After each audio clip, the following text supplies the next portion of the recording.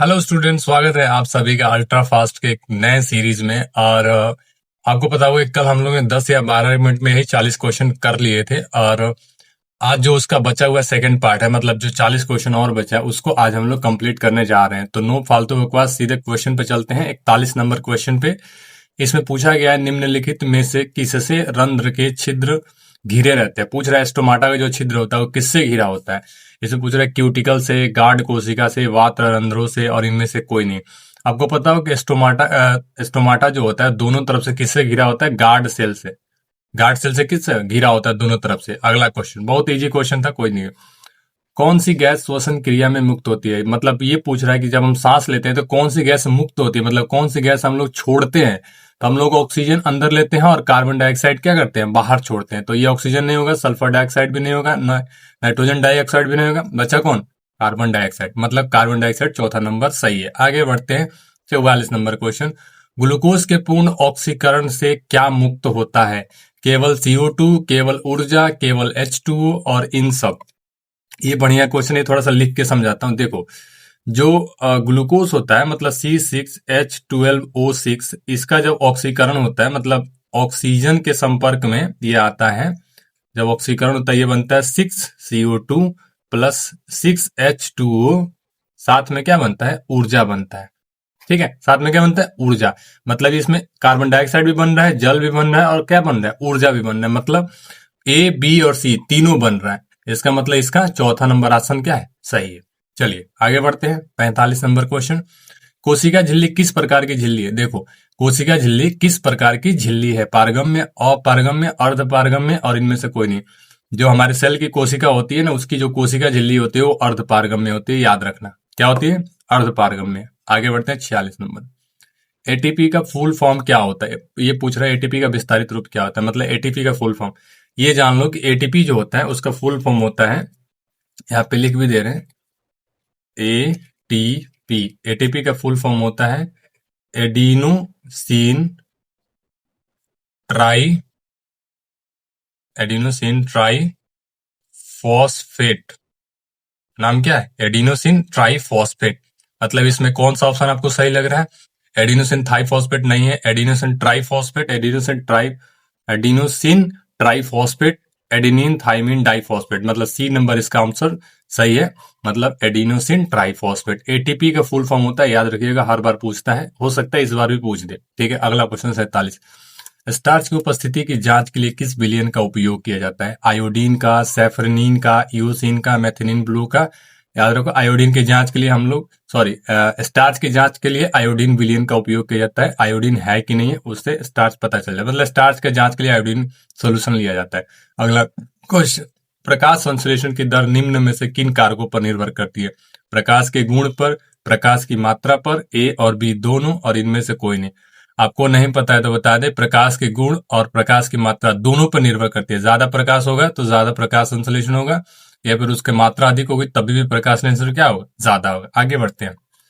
CaOCl2 का प्रचलित साधारण नाम क्या है? ये तो सबको पता है, CaOCl2 का साधारण नाम क्या होता है? विरंजक चूर्ण।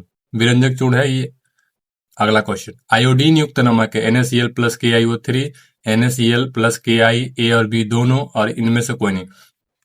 देखो, ये क्या है कि जो आयोडीन युक्त नमक होता है, एक्चुअली में जब नमक मिलता है, हमको प्राप्त होता है समुद्र से, तो क्या होता है, उसमें कोई आयोडीन नहीं होता, उसमें बाहर से कोई आयोडीन वाला यौगिक डाल के उसको आयोडीन युक्त नमक बनाया जाता है। और जो आयोडीन युक्त नमक बनाया जाता है ना, इसमें ये दोनों रहते हैं, पोटेशियम ट्राइऑक्साइड, मतलब ये KiO3, और पोटेशियम आयोडाइड दोनों रहते हैं। मतलब इसका सी नंबर सही है, KiO3। आगे बढ़ते हैं। मिश्र धातु जिसमें 90% कॉपर और 10% टीन है, उसका नाम क्या होता है? सोल्डर, पीतल, जर्मन सिल्वर, और कांसा। देखो, कांसा एक ऐसा धातु है, कांसा में क्या है, सॉरी, मिश्र धातु है कांसा, जिसमें 90% कॉपर रहता है, 90% कॉपर, और साथ में 10% क्या रहता है? टीन रहता है। तो वो आंसर है इसका कांसा। आगे बढ़ते हैं। और इसका उपयोग मूर्ति बनाने के लिए, सिक्का उक्का बनाने के लिए किया जाता है। ठीक है, पुराने जमाने में होता था, अब कांसा उतना कहाँ चल रहा है। अगला क्वेश्चन। ऑक्सीजन गैस के एक अणु में दो परमाणु के बीच कितने आबंध पाए जाते हैं? बहुत अच्छा क्वेश्चन है। ऑक्सीजन का जो अणु होता है वो O2 के फॉर्म में रहता है, इस तरह से। और O2 का जो स्ट्रक्चर होता है ऐसे होता है, O और डबल बॉन्ड O, मतलब ऑक्सीजन के दोनों अणु परमाणुओं के बीच में डबल बॉन्ड रहता है, मतलब दो गो बॉन्ड रहता है। आगे बढ़ते हैं, अगला क्वेश्चन, यशोद पुष्प क्या है? यशोद पुष्प, जिंक ऑक्साइड को एसद पुष्प कहा जाता है, याद रखना। एसद पुष्प 2-3 बार क्वेश्चन पूछा है, ये इस बार भी पूछा है, 2023 में पूछा था, 25 में भी पूछा है शायद से। यशोद पुष्प क्या है? तो ये है जिंक ऑक्साइड। अगला क्वेश्चन, उच्च वसीय अम्लों के सोडियम लवण कहलाते हैं। देखो, उच्च वसीय अम्लों के सोडियम लवण कहलाते हैं, ये है इसका आंसर है साबुन। साबुन क्या होते हैं? उच्च वसीय अम्लों के सोडियम लवण होते हैं। अगला क्वेश्चन, निम्नलिखित में से कार्बोनिल समूह का संकेत क्या है? पहला, दूसरा, तीसरा, चौथा। कार्बोनिल, देखो ये एल्डिहाइड है, ये कार्बोक्सिलिक एसिड है, second number, third number ether है, सॉरी फोर्थ नंबर ईथर है, थर्ड नंबर इसका ये है कार्बोनिल ग्रुप का CO। ठीक है, आगे बढ़ते हैं। निम्नलिखित कार्बनिक यौगिकों में कौन सा यौगिक एल्काइन है? एथेन, मेथेन, एसिटिलीन और क्लोरोफॉर्म। देखो ये पहला जो है एल्कीन है, दूसरा एल्केन है, तीसरा एल्काइन है एसिटिलीन। और एसिटिलीन का जो सूत्र होता है वो क्या होता है? ये होता है CH और ट्रिपल बॉन्ड CH, इस तरह से CH ट्रिपल CH, अच्छे से नहीं लिखाया था, ट्रिपल बॉन्ड CH। चलो आगे बढ़ते हैं। किस दर्पण की फोकस दूरी चिन्हों परिपाटियों के अनुसार ऋणात्मक मानी जाती है? देखो कोई भी क्वेश्चन बोल दे, चाहे कुछ भी बोल दे, उसमें कंफ्यूज मत होना कि कौन सा दर्पण का फोकस दूरी ऋणात्मक, कौन सा धनात्मक है। सिंपल सा बात है, देखो अवतल दर्पण की फोकस दूरी ऋणात्मक होती है, चाहे कोई भी घुमा के बोले, सीधा सा अवतल दर्पण, बात खत्म। उत्तल दर्पण की फोकस दूरी धनात्मक होती है, याद रखना। अगला क्वेश्चन, दर्पण में आवर्धित और काल्पनिक प्रतिबिंब बनाने के लिए वस्तु को कहाँ रखा जाना चाहिए?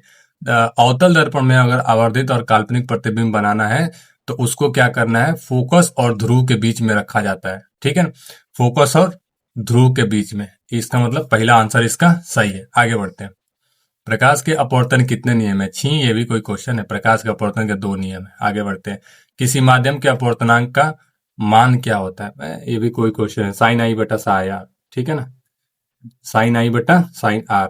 ये जो एन से इसको दिखाया था, स्नेल का सेकंड नियम जो होता है साइन आई बटा साइन आर, यही है अपवर्तनांक का सूत्र, याद रखना। आगे बढ़ते हैं, लेंस की क्षमता का SI मात्रक क्या होता है? लेंस की क्षमता का SI मात्रक होता है डायोप्टर। तो 50 बार पढ़ चुके हैं। आगे बढ़ते हैं, अवतल लेंस में आवर्धन का मान होता है, आवर्धन का मान होता है, देखो अवतल लेंस में जो आवर्धन का मान होता है वो होता है V/U, लेकिन पॉजिटिव में होता है, इस तरह से देखो M बराबर प्लस V/U। इसमें कौन सा ऑप्शन लग रहा है? V/U, V/U ये थर्ड नंबर, अभी प्लस में, माइनस तो दिया नहीं तो इसका थर्ड ऑप्शन सही है। चलो अगला क्वेश्चन, हीरे का अपवर्तनांक कितना होता है? हीरे का अपवर्तनांक बचपन से पढ़ते आ रहे हो, चाहे जीके में भी, हीरे का अपवर्तनांक सबसे अधिक होता है कितना? 2.42।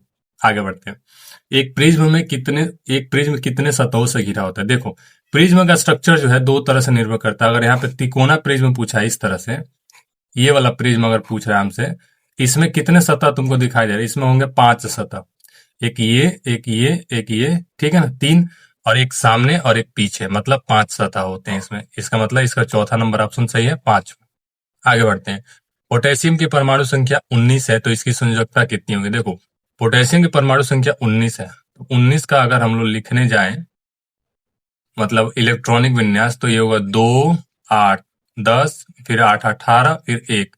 और बाहरी सेल में जो इलेक्ट्रॉन होते हैं वही तो इसकी संयोजकता होती है। मतलब पोटेशियम की परमाणु संख्या कितनी है? 19 की, मतलब उसकी संयोजकता कितनी होगी? 1 होगी। अगला क्वेश्चन, एल्केन का सामान्य सूत्र क्या है? एल्केन का सामान्य सूत्र सबको पता है, एल्केन का सामान्य सूत्र होता है CnH2n+2। आगे बढ़ते हैं, फ्लोरीन की परमाणु संख्या क्या है? ये भी कोई पूछने वाली क्वेश्चन है। फ्लोरीन की परमाणु संख्या 9 होती है। आगे क्वेश्चन, यदि कोई विलयन लाल लिटमस पत्र को नीला कर देता है तो उस विलयन का pH का मान होगा। अगर लाल लिटमस को नीला कर देता है मतलब ये कैसा होगा? क्षारीय होगा, और क्षारों का pH का मान कितना है? 7 से अधिक होता है, मतलब इसका B नंबर सही है। आगे बढ़ते हैं, ऑक्सीजन के परमाणु भार कितना होता है? ऑक्सीजन का देखो, ऑक्सीजन का परमाणु भार 16 होता है। ऑक्सीजन जो है ना, ऑक्सीजन, उसका परमाणु संख्या 18 होता है, और ऑक्सीजन 8 होता है, और परमाणु भार कितना होता है? 16 होता है। इसका मतलब C नंबर इसका आंसर क्या है? सही है। आगे बढ़ते हैं, पूछ रहा है बॉक्साइट निम्नांकित में से किस धातु का अयस्क है? ये बार बार बोलते हैं बॉक्साइट, हर साल पूछता है, तो याद रखना, बॉक्साइट निम्नांकित में से किस धातु का अयस्क है? बॉक्साइट अयस्क होता है एल्यूमिनियम का। बहुत फेमस ये क्वेश्चन है, हर बार पूछता है, हो सकता है इस बार भी पूछे। आगे बढ़ते हैं, धातुओं की क्रियाशीलता का सही क्रम क्या है? इसमें जो बोल रहा है सोडियम, जिंक, मैग्नीशियम, कॉपर, ये थोड़ा सा इलेक्ट्रॉन शेयरिंग और डोनेशन पे निर्भर करता है, लेकिन हम बताते हैं इसका असली आंसर ए है, क्योंकि सबसे ज्यादा क्रियाशील इसमें सोडियम है, फिर जिंक है, फिर मैग्नीशियम है, फिर इसका क्या है, कॉपर है। ठीक है ना? सोडियम, सॉरी सॉरी, ये गलती हो गया। सोडियम, मैग्नीशियम, जिंक और लास्ट में कॉपर है, मतलब इसका चौथा नंबर ऑप्शन इसका क्या है, सही है, ये डी नंबर। आगे बढ़ते हैं। पूछ रहा है ये जो ferric oxide plus aluminium aluminium trioxide और फेरस जो दिया है, निम्नलिखित में से किस प्रकार की अभिक्रिया है? मतलब ये जो हमारे पास यहाँ पे ये जो रिएक्शन दिया गया, पूछ रहा है किस प्रकार की अभिक्रिया है। ध्यान से देखोगे ना तो इसमें क्या हुआ है, एल्यूमिनियम इस ऑक्सीजन के साथ संयोग कर लिया है। ठीक है, और आयरन को क्या किया है, ये आयरन को उठा के बाहर फेंक दिया है सब अकेले। तो एक तरह का क्या है ये, मतलब एक्सचेंज हो रहा है, विस्थापन अभिक्रिया है ये। ठीक है ना? ये कौन सी अभिक्रिया है, ये है विस्थापन अभिक्रिया। चलिए आगे बढ़ते हैं। 73 नंबर क्वेश्चन, बहुत जल्दी जल्दी फास्ट हो रहा है। 73 नंबर, कार्बन हाइड्रोजन संयोग करके क्या बनाता है? अम्लराज, हेलोजेन, हाइड्रोकार्बन और आयनिक यौगिक। देखो, कार्बन और हाइड्रोजन, कार्बन और हाइड्रोजन जब ये दोनों रिएक्शन करते हैं ना, तो ये बनाते हैं हाइड्रोकार्बन। हाइड्रोकार्बन, याद रखना, ये रासायनिक कार्बनिक एलिमेंट। तो ये इसका मतलब इसका सी नंबर ऑप्शन सही है। आगे बढ़ते हैं। बोरॉन एंड एल्यूमिनियम आवर्त सारणी के किस वर्ग के तत्व हैं? बोरॉन और एल्यूमिनियम ग्रुप 13 के एलिमेंट होते हैं। नहीं पता है तो जाके पढ़ लो, याद करो जल्दी जल्दी। मूत्र का रंग पीला रंग, मूत्र का पीला रंग किस वर्ण के कारण होता है? मूत्र का पीला रंग किस वर्ण के कारण होता है? इसमें पूछ रहा है क्रोमोप्लास्ट, यूरोक्रोम, क्लोरोप्लास्ट, ल्यूकोप्लास्ट। देखो ये दोनों तो पौधे में पाए जाते हैं, थर्ड और फोर्थ। पहला जो है ये पहला, तीसरा और चौथा ये सब पौधे में पाए जाते हैं। बच्चा एक ही ऑप्शन, यूरोक्रोम। यूरोक्रोम के कारण क्या होता है, पेशाब का रंग क्या होता है, पीला होता है। आगे बढ़ते हैं। बाघ उपभोक्ता है। देखो बाघ किस स्तर का उपभोक्ता है? बाघ नहीं पता है तो ये तृतीय स्तर का उपभोक्ता होता है, याद रखना है, घासीय मैदान पारिस्थितिक तंत्र में। अगला, पीत रस स्रावित होता है छोटी आंत से, यकृत से, अग्नाशय से और ग्रहणी से। आपको 50 बार बताए हैं कि पीत कहाँ स्रावित होता है, लीवर से, यकृत से। ठीक है, अगला क्वेश्चन। मनुष्य, बिल्ली तथा चमगादड़ के अग्रपाद हैं। समजात अंग, असमजात अंग, अवशेषी अंग, इनमें से कोई नहीं। मनुष्य, बिल्ली और चमगादड़ के जो अगले माने हमारे हाथ, और बिल्ली का अगला हाथ और चमगादड़ के मतलब पंख सामने वाले, वो समजात अंग के उदाहरण है, क्योंकि इनकी संरचना एक जैसी होती है। भले इनका कार्य अलग अलग है लेकिन संरचना एक जैसी होती है, इसलिए यह है समजात अंग। आगे बढ़ते हैं। निम्नांकित में से कौन पुनरुद्भवन का उदाहरण है? मतलब इसमें से कौन रीजेनरेट कर सकता है दोबारा? मेंढक, गाय और इनमें से कोई नहीं। और पहला ऑप्शन है हाइड्रा। तो इसका पहला ऑप्शन ही है हाइड्रा। हाइड्रा बहुत जल्दी किसी अपने पार्ट्स को रीजेनरेट कर सकता है। अगला क्वेश्चन, किसी जीव की जीवनी संरचना कहलाती है रक्त, जीनोटाइप। तो सिर्फ 13 मिनट में मैंने 40 क्वेश्चन आपको फटाफट कराए। इससे आप समझ सकते हो कि आपका कितना टाइम बच रहा है मेरे वीडियो से और दूसरे लोग के वीडियो देखने से। ठीक है, आपको घंटों घंटों ज्यादा देर देखने की जरूरत नहीं है। आप जितना कम टाइम में ज्यादा से ज्यादा क्वेश्चन प्रैक्टिस कर सके आपके लिए उतना ही अच्छा है। ठीक है, अगर ये वीडियो अच्छा लगा तो इस वीडियो को लाइक कर देना, और चैनल पर नए हो तो चैनल को सब्सक्राइब भी कर देना, क्योंकि ऐसे ही सीरीज अभी चलते रहेगा पूरा एग्जाम तक। अगर कोई आपका दोस्त तैयारी कर रहा है 10th का तो उसके पास भी वीडियो शेयर करना, और कमेंट में कोई सवाल हो तो पूछना, क्या पूछना चाहते हो। तब तक के लिए आपकी तैयारी के लिए गुड लक।